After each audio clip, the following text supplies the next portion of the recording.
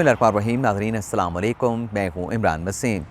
नाज़रीन आज 20 मार्च है, दिन है एतवार का और साल 2022। नाज़रीन आज के प्रोग्राम में हम बात करेंगे वज़ीर आज़म इमरान ख़ान की ख्वाहिश पर मरीम नवाज़ की गिरफ़्तारी का मामला क्या है। नैब न्याज़ी गठजोड़ का जो इल्ज़ाम लगाया जाता है कि नैब जिस सियासतदान को भी गिरफ़्तार करता है, नैब की जानिब से शरीफ ख़ानदान के ख़िलाफ़ कार्रवाई की जाए, ज़रदारी ख़ानदान के ख़िलाफ़ कार्रवाई की जाए, अपोजिशन के दीगर लीडरान को, रहनुमाओं को गिरफ़्तार किया जाए, तो इल्ज़ाम लगता है कि नैब न्याज़ी गठजोड़ है और वज़ीर आज़म ऑफ़िस से डायरेक्शन आती है, जिसके बाद नैब के हुकाम मुतहरक हो जाते हैं और जिनका नाम लिया जाता है, जिनका नाम बताया जाता है, उनको गिरफ़्तार कर लिया जाता है।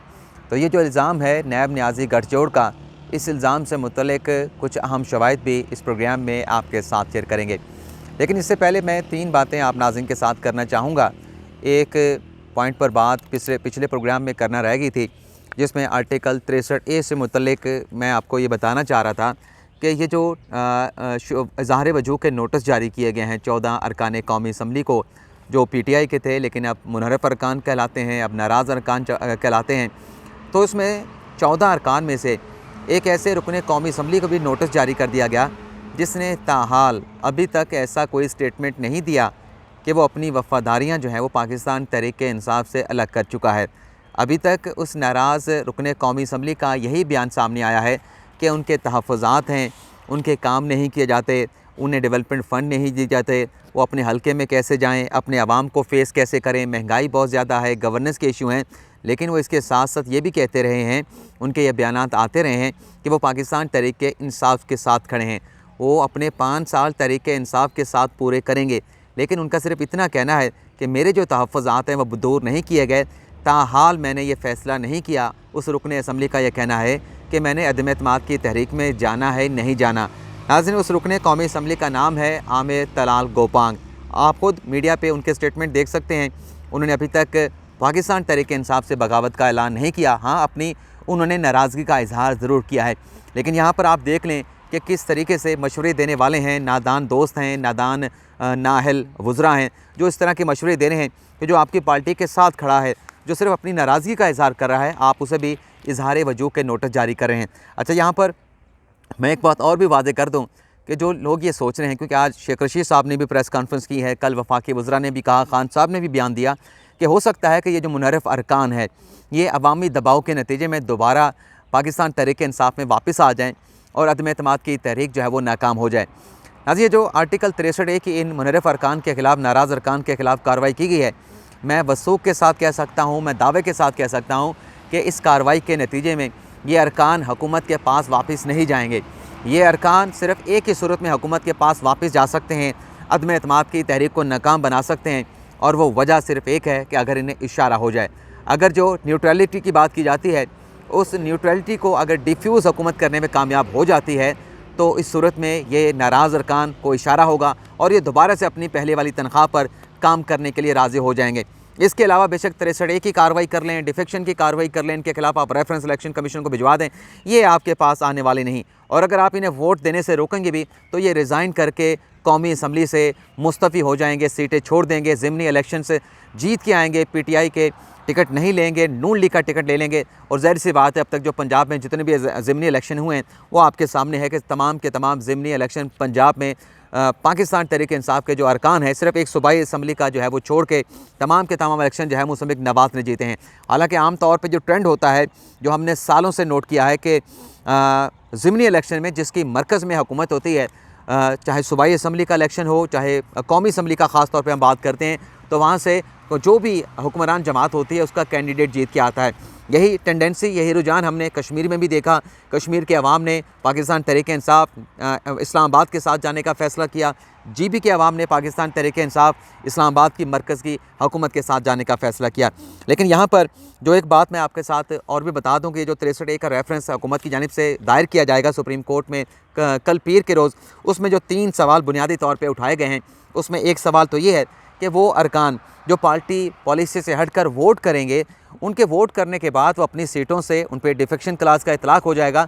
तो डिफेक्शन क्लास का इतलाक़ होने के बाद उनका जो वोट है उसकी कानूनी हैसियत क्या होगी।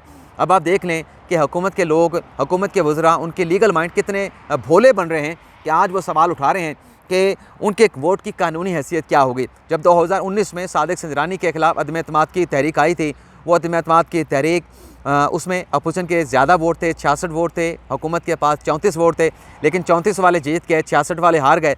तो उस वक्त उन्हें इस बात का अंदाज़ा नहीं था, उस वक्त इन्हें ये नहीं पता था कि इसकी वोट की, जो अपोजिशन के टोट के आपको पढ़े हैं, सादिक सिंजरानी को पढ़े हैं, तो उनके वोट की क्या हैसियत थी, क्या कानूनी पोजीशन थी, क्या स्टेटस था। उस वक्त आप कहते हैं कि ज़मीर के मुताबिक वोट दिया है। बहुत सारे दोस्त ट्रोलिंग करना शुरू हो जाते हैं, बात करना शुरू कर दी। ये हक़ाइक़ हैं, ये फैक्चुअल पोजीशन है जो आपके साथ मैं शेयर कर रहा हूँ कि अगर उस वक्त वो बात ठीक थी, वो ज़मीर के मुताबिक वोट दिए थे, तो आज अगर ये लोग भी करने जा रहे हैं तो ये भी ज़मीर के मुताबिक फ़ैसला करेंगे। अच्छा, बहुत सारे दोस्त ये भी कहते हैं कि आर्टिकल 63A के तहत इन्हें रोका जा सकता है। नाज़रीन, आर्टिकल आप 63A निकाल के देख लें, आर्टिकल 66 निकाल के देख लें, आर्टिकल 69 निकाल के देख लें और आर्टिकल 95 को भी निकाल के देख लें।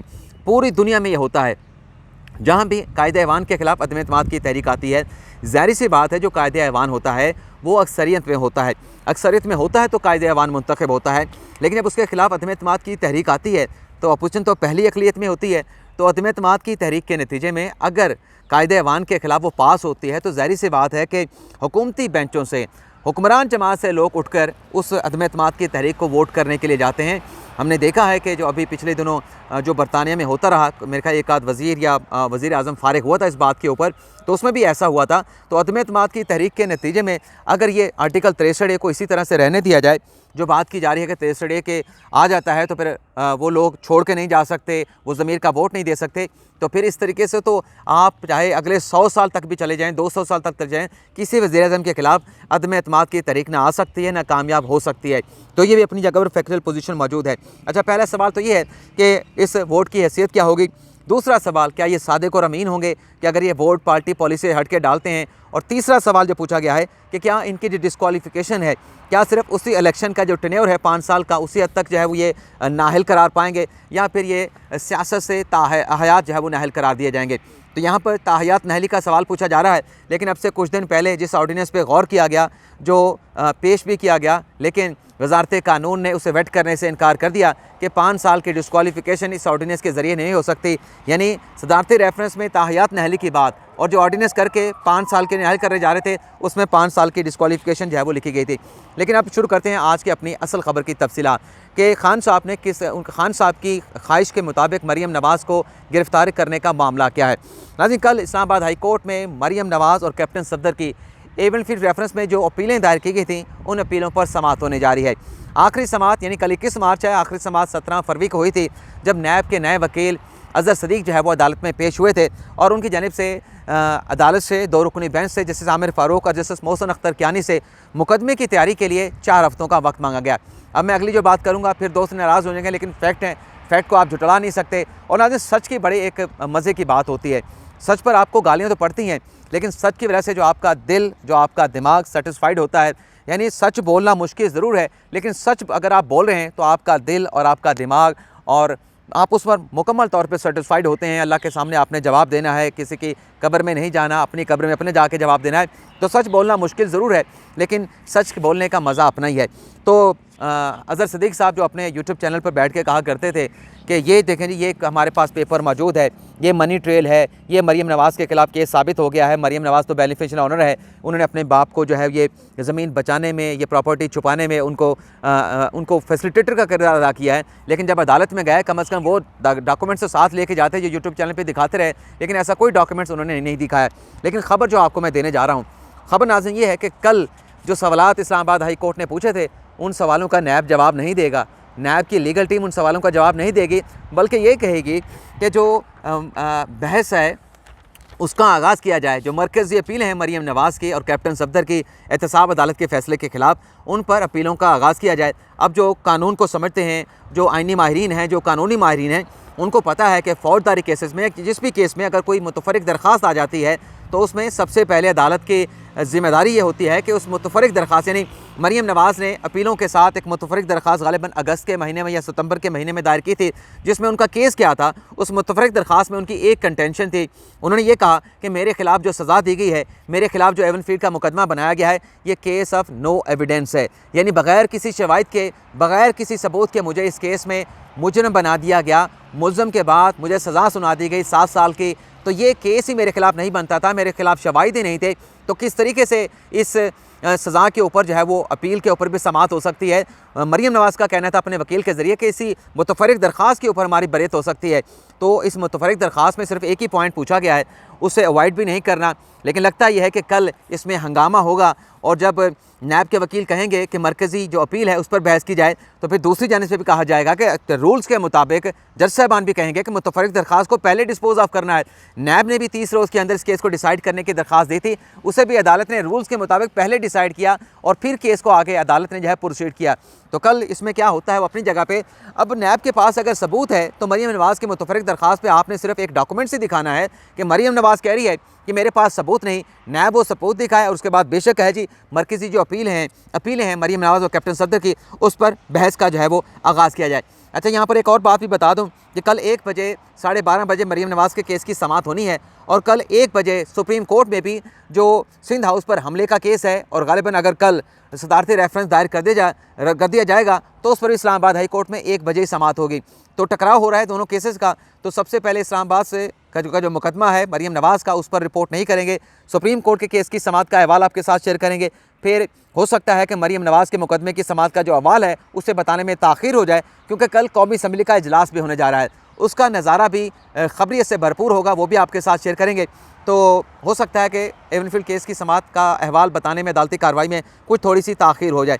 लेकिन भरा अपनी असल खबर की तरफ आते हैं कि नैब न्याजी जो गठजोड़ है, क्या नैब न्याजी गठजोड़ का सबूत क्या है?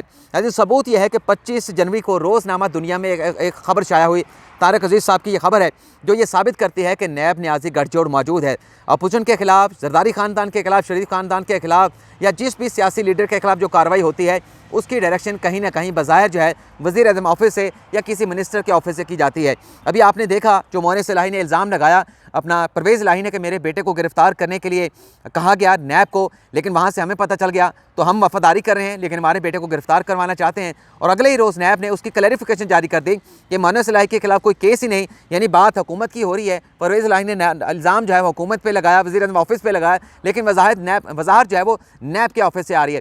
यानी प्रोग्राम थोड़ा सा 1 मिनट का 1.5 मिनट का लंबा हो सकता है, मुझे वक्त देंगे, मुझे सुनेंगे, ताकि जो असल खबर है वो आपके साथ शेयर कर सकें, जो शवाहिद है वो आपके साथ शेयर कर सकें। नाज़रीन 25 जनवरी की आज भी आप नेट पे ये खबर निकाल के देख सकते हैं तारिक अजीज़ साहब की 25 जनवरी 2022 की, जिसमें उन्होंने ये लिखा कि इमरान खान, शरीफ ख़ानदान और साबिक़ वज़ीर-ए-आज़म शाहिद खान अब्बासी के खिलाफ घेरा तंग करने की मनसूबाबंदी कर रहे हैं।